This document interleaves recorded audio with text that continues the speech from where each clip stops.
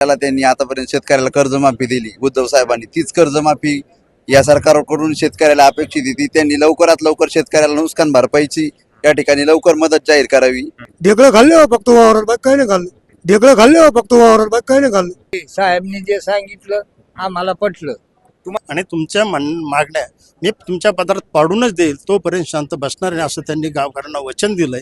साहेबांना जे शब्द दिले ते समाधान वाटले आम्हाला. उद्धव ठाकरे मराठवाड्याचा दौरा करतायत. शेतकऱ्यांशी त्यांनी संवाद साधलेला आहे. काही मागण्या त्यांनी केल्यात आणि शेतकऱ्यांना आवाहन देखील केलं सोबत राहण्याचं. आपल्यासोबत शेतकरी आहेत. काय प्रतिक्रिया आहे उद्धव ठाकरेंच्या भाषणानंतरची आणि काय वाटलं तुम्हाला या भाषणावर? उद्धव साहेब यवंशाने त्यांनी शेतकऱ्याच्या ज्या व्यथाबद्दल सांगितलं आहे आणि मराठवाड्यामध्ये ही जी अतिवृष्टी झाली, अतिवृष्टीने शेतकऱ्यांचं अतोनात असं नुकसान झालेलं आहे.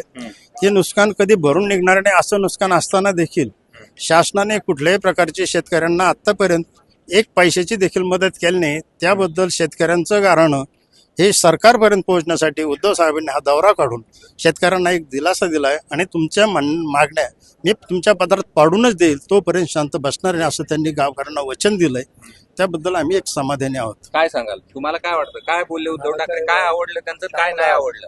शेतकऱ्याकरता त्यांनी आले, शेतकऱ्याचे वावर खळून वाहून गेले.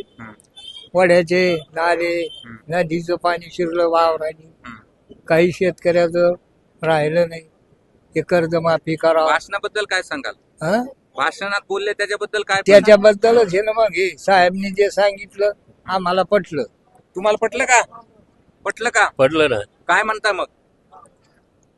काय म्हणतात काय त्यांचं काय भाषण आवडलं? काय जाणवलं? त्यांचं सारं भाषण आवडलं, पण इथं ढगफुटी झाली हं. या मंडळ मध्ये. तर इथं कुठं काय आहे अजून? पैसे मिळालेत का? काहीच नाही. काय सांगाल दादा? हे घटमाळीपासून पैसे टाकू मानलेले, अजून पैसे शेतकऱ्याला पोहोचले नाही अजून. याच्यानंतर भाषण साहेबांनी चांगलं, त्याच्या माग आम्ही खंबीरपणे उभा आहे. काय युवक म्हणून काय सांगाल? सर, युवक म्हणून जे शेतकऱ्याला त्यांनी आतापर्यंत शेतकऱ्याला कर्जमाफी दिली उद्धव साहेबांनी, तीच कर्जमाफी या सरकारकडून शेतकऱ्याला अपेक्षित होती. त्यांनी लवकरात लवकर शेतकऱ्याला नुकसान भरपाईची या ठिकाणी लवकर मदत जाहीर करावी अशी विनंती आहे. काय सांगाल? काय त्याच्यात? शेतकऱ्याला कर्ज माफी करून कर्ज द्यायचं, काय माफी करायची आणि जे अनुदान द्यायचं ते अनुदान द्यावा, हे इच्छा आहे आमची. बरं, काय सांगाल दादा? काय आवडलं उद्धव सरकार- ठाकरे? उद्धव ठाकरे- सावलेले आहे जरा. हा, बोला. उद्धव साहेबांनी जे शब्द दिला ते त्यांनी पाहिला. त्यांच्या कारकिर्दीमध्ये त्यांनी त्यांचा त्यांच्यावर विश्वास आहे का तुमचं? काय मत? 100% विश्वास आहे त्यांच्यावर. शेतकऱ्याचा पण आणि युवकांचा पण त्यांच्यावर 100% विश्वास आहे. भाषण ऐकल्यानंतर काय वाटलं तुमच्या मनाला ते सांगा. बस असं वाटलं की व साहेबांना जे शब्द दिले ते समाधान वाटले आम्हाला. की व ह्या सरकारनं आम्हाला निश्चित आश्वासनं दिली. आतापर्यंत काही मदत करण्याची त्यांची काही भावना नाही. ठीक. मनाला काय वाटलं उद्धव ठाकरेच्या भाषणानंतर? मनाला चांगलं वाटलं, पण मदत हे व्हायला पाहिजे ना, मिळायला पाहिजे ना. त्यांनी जर प्रयत्न केले तर मिळेल असं वाटतंय. आणि शेतकऱ्याचं म्हणणं असं आहे की बा तुम्ही हमी भाव, कांद्याला भाव नाही. समाधानी आहेत का सरकारच्या मदतीवर? समाधानीत नाही, पण कमीत कमी आलेच नाही काय तर काय समाधान होणार आहे? आलेच नाही काय तर काय समाधान होणार? का होणार आहे? तुम्ही म्हणले दिवाळी टाकू, का नाही टाकले? दिवाळी गोल होईल. दिवाळी काय ढेकळ्याची झाली का? ढेकळं खाल्ले हो फक्त वावरात, बाकी काही नाही खाल्लं. परिस्थिती वाईट. मग काय सांगाल? आता भरोसा तरी कापूस विकू राहिलं, 5,000 कापूस विकू राहिलं, ओल्ला कापूस. का जीव द्यायचे शेतकऱ्याने? करायचं काय? यंदाला किती पैसे लावून राहिले? आता हे बरोबर बोलले, मी राजकारणासाठी नाही आलो, शेतकऱ्यासाठी. मग पटलं कसं? पटलं म्हणून सांगू राहिलो ना आम्ही. त्याने 2 लाख माफ केलं तर कर्ज मुख्यमंत्री. आता भरोसा तरी कोणावर ठेवा? 14 महिने झाले शासन येऊन. शासन ज्यावेळेस सत्तेत यायचं होतं त्यावेळेस 7-12 कोऱ्याची भाषा बोलली होती. आज 14-15 महिने झाले तरी त्यांचं एक उलट अजित पवार सांगते का बँकेचं लोन भरा, महाराष्ट्राची परिस्थिती नाजूक आहे, आम्ही निवडून यासाठी आश्वासन दिलंय. जवळपास 2-2.5 महिने झाले पाऊस होऊन. मे पासून पाऊस चालू आहे.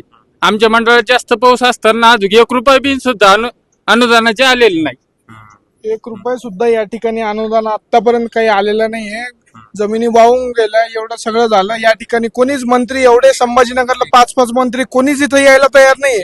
ठीक आहे. इथं लोकांचे कोंबडे वाहून गेल्या, बकऱ्या वाहून गेल्या, कोणीच पंचनामे सुद्धा करायला तयार नाहीये. तो कोणीतरी तातडीने लक्ष दे. तो उद्धव साहेबांनी या ठिकाणी भेट दिली, यांचं या ठिकाणी धन्यवाद. ठीक आहे.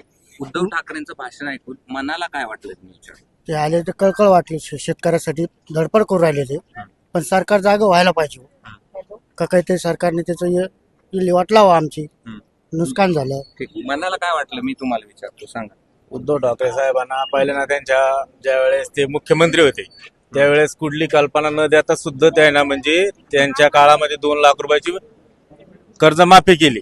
आताच सरकार जे वारंवार नुसतं 7-12 कोरा 7-12 कोरा असं बार बोलतंय.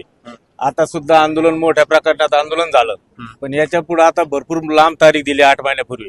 आता कर्जमाफीचं एक टायमाला बाजू सोडा, पण सध्या आजच्याला जे शेतकऱ्याचा जो विषय, आज कापूस असन सोयाबीन असन, ह्या गोष्टीला आजच्याला खर्च 60,000 रुपये हेक्टर हा खर्च झालेला आहे. बरोबर. आणि शेतकऱ्याच्या आज पदरात पडून राहिलं म्हणजे काहीच पदरात पडलेलं नाही, सारं पीक वाहून गेलं. आणि जे समाज आपण पंचनामा करतोय, हे करतोय, ते करतोय, त्याच्यावर बैठका घेऊ, हे घेऊ, ते घेऊ, ह्या गोष्टी टाळाटाळ करायची काही गरज नाही ना. ह्या गोष्टीची कुठली गरज नाहीये. तातडीने ना का मदत करायला पाहिजे, पण हे पुढला पटकीन निर्णय घेत नाहीये. वारंवार बैठकी चालू असते यांच्या. ठीक आहे. आपण पाहिलं तर हे सगळे शेतकरी आहेत.